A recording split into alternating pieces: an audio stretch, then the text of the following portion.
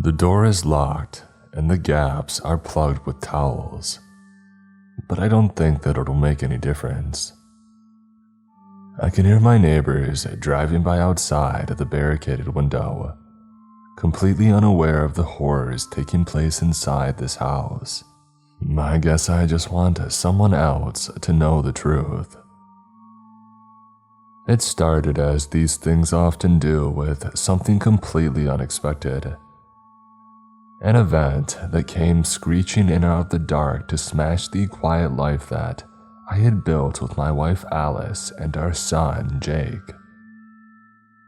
We had tried so hard to childproof our house. We had protected the power outlets, used baby gates, and stored dangerous chemicals far out of reach.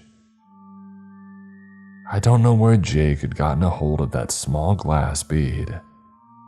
Maybe he even found it outside somewhere, in the street or at the playground.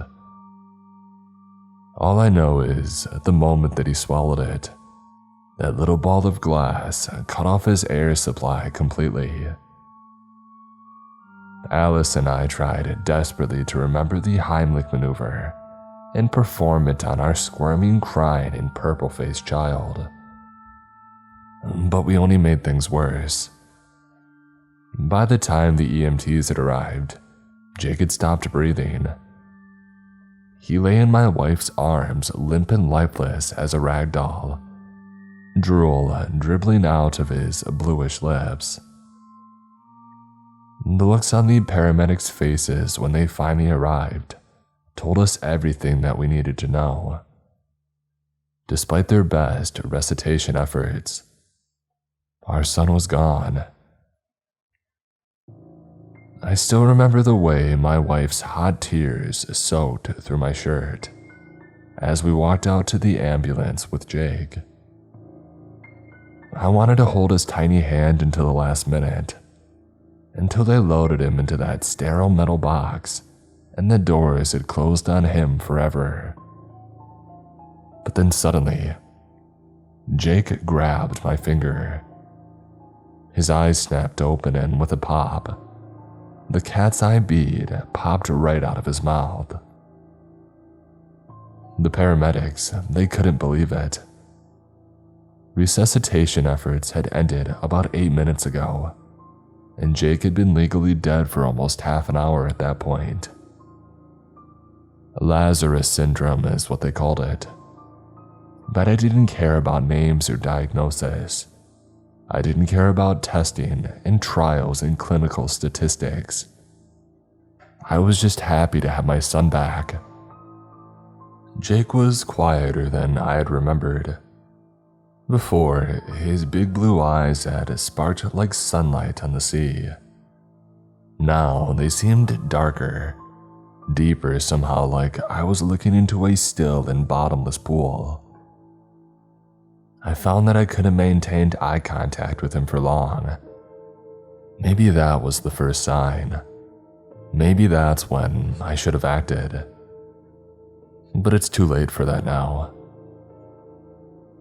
Like most new parents, Alice and I had been terrified to leave Jake's side at the first. We kept his crib in our bedroom, but after his recovery, we found that we couldn't sleep with Jake nearby. He would just stand and stare at us all night, his hands grabbing the bars of his crib like a death row inmate in teddy bear pajamas. Although Alice and I never talked about it, we could both feel his gaze probing at the back of our skulls, as though he were trying to drill them open and let something in. A few weeks later, we moved Jake's crib to my office. That's why we were so terrified to find him in bed with us at 3 a.m. the following night. He lay sucking his thumb with one hand and the other on Alice's hip in a way that seemed strangely adult and possessive. Worse still, when I looked at that hand out of the corner of my eye, it didn't seem like a toddler's arm at all. It looked stretched, hairy and horrible. While I carried my sleeping son back to his crib, I wondered if I was having some kind of psychological reaction to the trauma of what had happened to Jake and his unexpected resuscitation. That could be the only explanation for the things that I was seeing and feeling, right? As I put Jake back in his crib, I noticed something red on his lip. With awful adult intelligence, he quickly tried to hide it away from me, but I spun him back around. Jake opened his mouth wide. A waterfall of red poured out. I had never seen so much of it in my life. I screamed for Alice and looked around for something, anything to stop the bleeding. And behind me, I could hear the stream splattering on the floor. And that wasn't all. When I turned again, hundreds of round cat's eye beads were dribbling from my son's mouth. "What?" Alice burst into the room with a shout. I pointed to Jake. But he was fine. Our son sat sleepily in his crib with a puzzled expression on his face, as though he was concerned about my weird behavior. I tried to stammer an explanation to Alice on our walk back to bed, but I couldn't shake the feeling that my son was laughing silently at me behind my back. From there, things only got worse. The next night, I woke from a revolting dream in which a giant leech was writhing around inside of my bedsheets. It was sucking me dry. And just like in the dream, there was a weight in my chest when I awoke. It was Jake, giggling as he crawled around our bed. It was all that I could do to keep myself from shoving him off of me. "This is your son," I told myself. "You love him." And it was all true. But more and more, I was starting to wonder whether the thing inside that crib was really Jake at all. I installed a bolt on Jake's bedroom door. Surely that would stop his late-night wanderings. But the next night, my son was back in bed with us again.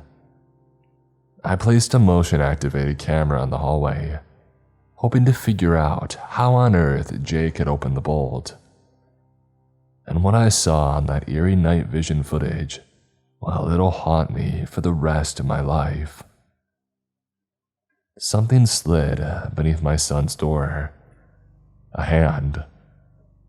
At first, it looked just like Jake's hand.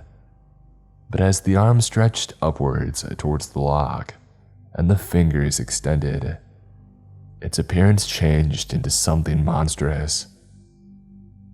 My son's arm had somehow passed beneath the door, reached all the way up its length, and unbolted its lock with clawed and hairy fingers. The hideous arm retracted, the door creaked open, and Jake crawled along the ceiling toward our bedroom. The last still image the camera captured was Jake's freakishly extended foot and snarling face as he kicked it away. I watched the clip again and again, unable to reconcile what I had seen with the toddler dozing peacefully just a few feet away. During the daytime, Jake seemed completely normal.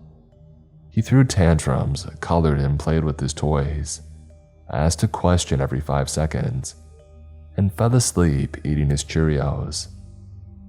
Maybe it was just a night when A sudden thump jolted me out of my reverie. Jake was awake. In fact, he was standing right next to me, a lifeless expression on his face. He had just slammed his little fist into my computer, right above the port where I had inserted the camera's SD card. Was he trying to destroy the video? Thump, thump. Jake brought his fist down 2 more times with impossible strength, shattering my laptop's fragile plastic covering and the SD card inside of it. And that wasn't all. My mind didn't want to process it. It couldn't process it. But Jake had grown taller than me. I looked down in horror at the extra 40 inches of deformed flesh that started at my son's pajama bottoms and ended in the clawed feet on the floor. I shut my eyes and clamped down a scream. When I opened them again, Jake was crawling on the rug, completely fixated on the toy truck in front of him. His face and body were completely normal, but my laptop was a broken mess. Jake, or whatever was inside of him, it was getting more powerful.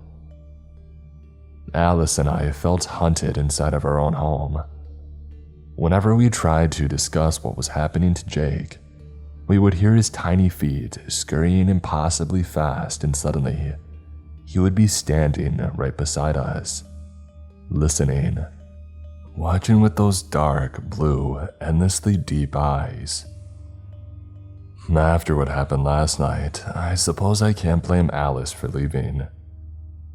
I would spend the day installing a key-operated lock on Jake's bedroom door.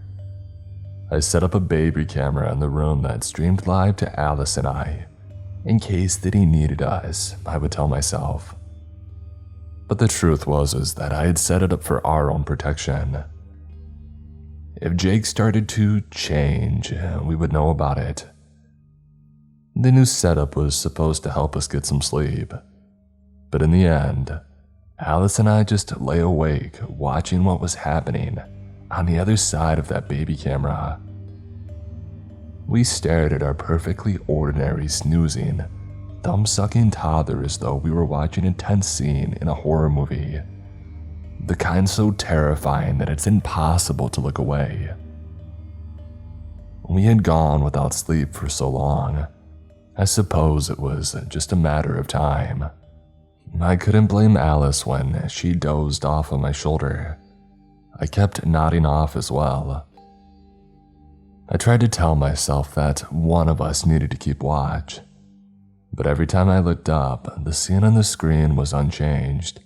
The small, cute shape of Jake in his onesie pajamas, one arm around his teddy bear. Hey, maybe things are fine now, the treacherous, exhausted part of my brain would whisper. Maybe the danger or whatever it was has passed. My chin hit my chest and my eyes popped open with a start. A dark shape, probably Jake's teddy bear, lay in front of the camera, blocking it. And where was our son? At first, I didn't notice the sounds coming from beside me. I turned slowly, almost not wanting to see, and I saw Jake's monstrous fingers toying with my wife's hair. His open mouth was pressed against hers, and something bulky and hideous was sliding down her throat. Although whether Jake was draining something out of Alice or infesting her with something of his own, I couldn't tell. My whole world became this horrible strangled sound, those 2 entangled figures, lit only by the eerie green glow of the screen, and my own paralyzing fear. Alice's hand struggled feebly, trying to pry Jake off of her, but it was only then that I found the strength to act. I grabbed Jake from behind and pulled. It took both of our combined strength to pry him, screeching and flailing, off of Alice's face. Both of their mouths were covered with a lipstick smear coating a bright red. Alice coughed and spit something up, a tiger's eyeglass bead. She stared at it for a long second and then grabbed her purse and walked out of the door. I could hear Jake giggling beside me as Alice started her car in the misty 4 a.m. darkness. Even then, I knew in my heart that I would never see her again. I've been home alone with Jake since then. He's been testing the boundaries, changing more often and more obviously. I think he knows that no help is coming for me. I can hear him running through the house, laughing, smashing things for fun. It's only a matter of time now. I'm not afraid of death. The moment that Alice left, I had accepted my fate. No, what I'm afraid of is, what if death is not the end? What if, after whatever Jake does to me, I wake up again and spit a tiger's eye ball of glass out onto the floor? What if I wake up as something else?